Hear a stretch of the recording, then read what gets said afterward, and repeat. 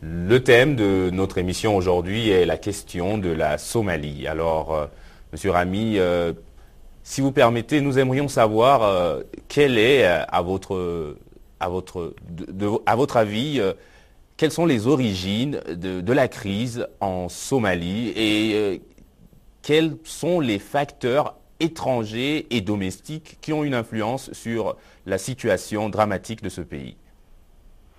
Écoutez, la situation actuelle en Somalie ressemble en beaucoup de points à la situation dramatique aussi en Afghanistan, en Irak et en Palestine et dans beaucoup d'autres pays islamiques où des puissances étrangères de domination veulent gérer le pouvoir et installer, disons, une occupation permanente et installer des traîtres au pouvoir, des agents au service de la domination étrangère et surtout de la domination sioniste.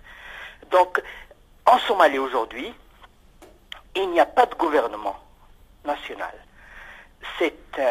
Il y a une occupation télécommandée par les États-Unis, c'est-à-dire par ceux qui gouvernent les États-Unis, Israël, c'est-à-dire l'Éthiopie qui est télécommandée par les occupants américains. L'armée éthiopienne au service payé armé et dirigée par, disons, le pouvoir sioniste des États-Unis est entrée par la force. Ils ont envahi un pays qui avait, disons, il n'avait pas un pouvoir idéal, mais quand même il y avait un pouvoir issu et qui est émergé de le développement politique national en Somalie qui était relativement stable, qui a su, c'est-à-dire les tribunaux islamiques, ils ont su quand même installer un pouvoir, ils ont mis fin à la guerre, ils ont installé un pouvoir, disons, central, ils ont pu réunifier encore la Somalie. Alors là, il y a donc les occupants éthiopiens au service des États-Unis sionistes, ils sont rentrés par la violence, par une armée, ils ont envahi, ils ont renversé le pouvoir comme ils ont fait d'ailleurs dans d'autres pays, comme en Irak et aussi en Afghanistan, ils ont renversé le pouvoir issu du développement interne national. Ils ont installé des traîtres qui sont venus sur des chars étrangers, des occupants, des envahisseurs. Donc ce sont des gouvernants qui ne sont pas des gouvernants, ce sont des marionnettes dirigées par des étrangers.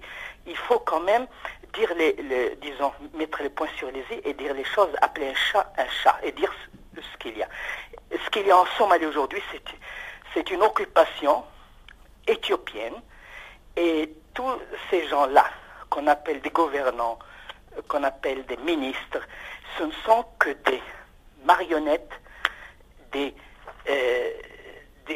disons, des instruments au service d'une armée occupante qui est en train de massacrer le peuple somalien, de détruire la Somalie, de diviser la Somalie comme ils ont fait. Ils sont en train de faire en Irak, en Afghanistan, etc. Et aussi, ils le faire même avec le Pakistan. Et comme vous voyez aussi en Palestine. Donc, il faut voir la situation globale. Et cette situation globale, la situation en Somalie n'est qu'une, disons, une pièce illustrante encore, d'une façon plus claire, les visées des occupants. Comme si nous sommes revenus au début du 19e siècle, maintenant au début du 21e siècle, il y a donc une vague d'invasion pour recoloniser l'Afrique et l'Asie et le monde islamique. Et comme vous le voyez maintenant, on fait la même chose aussi à Darfour, au sud du Soudan, pour diviser les pays et pour installer des régimes fantoches au service des occupants étrangers. Merci Monsieur Rami. Alors, une autre question pour terminer, si vous permettez. L'Union africaine et l'Organisation des Nations Unies ont tenté depuis lors de régler la situation dans ce pays. Alors, comment justifiez-vous les échecs de ces organisations dans la résolution de cette crise? Oui, chaque fois que les occupants pro-sionistes, pro-juifs rentrent et occupent un pays, comme l'Afghanistan, comme l'Irak, comme, disons, aussi, ils ont essayé de faire avec le sud du Liban, et aussi comme ils font à Darfour, ils essayent, quand ils ont donc installé un fait accompli de la loi de la jungle, un fait accompli d'invasion flagrant, ils essaient alors de faire appel à des organisations, entre guillemets, internationales ou, disons, régionales, pour gérer cette occupation au service des occupants.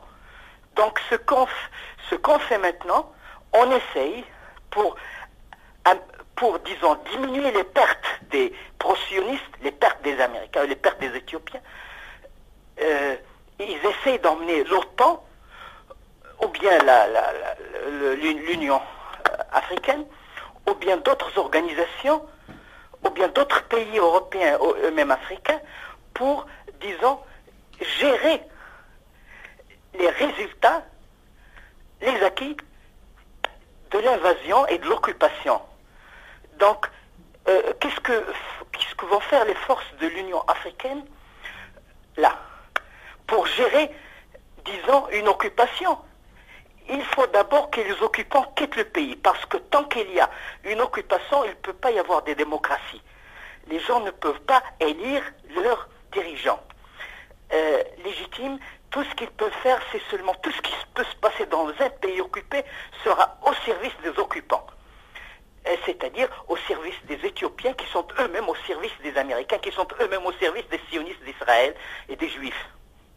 Merci Monsieur Rami, et je rappelle que vous êtes directeur de Radio Islam en Suisse. Merci de votre intervention.